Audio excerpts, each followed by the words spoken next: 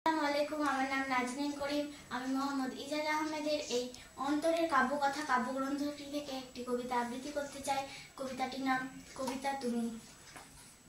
কবিতা তুমি সুখ দুঃখের আকাশ, তুমি সুখ দুঃখের প্রকাশ। কবিতা তুমি জাগাও অনাবিল আনন্দ মনের মহাকাশে। কবিতা তুমি নিয়ে যাও স্বপ্নের জগতে, তুমি মেঘের ভেলায় নিয়ে যাও রূপকথার দেশে। তুমি বাস্তবের ভেলায় বাস্তবের প্রতিচ্ছবি প্রতিফলিত করো, তুমি কল্পনার তুলি দিয়ে স্বপ্নের ছবি আঁকো। তুমি হৃদয়ের অব্যক্ত কথাগুলো সুনিপুণভাবে ব্যক্ত করো, তুমি হৃদয়ের অনুভূতিগুলি শব্দভূমিতে রোপণ করো।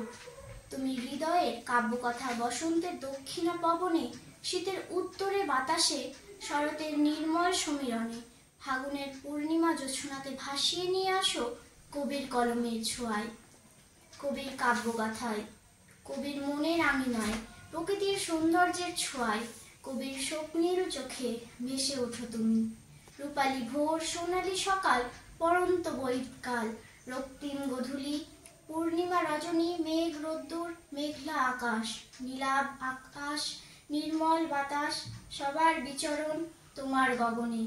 সুখ পাখি উড়ে তোমার আকাশে, দুঃখ পাখি ভাসে তোমার বাতাসে।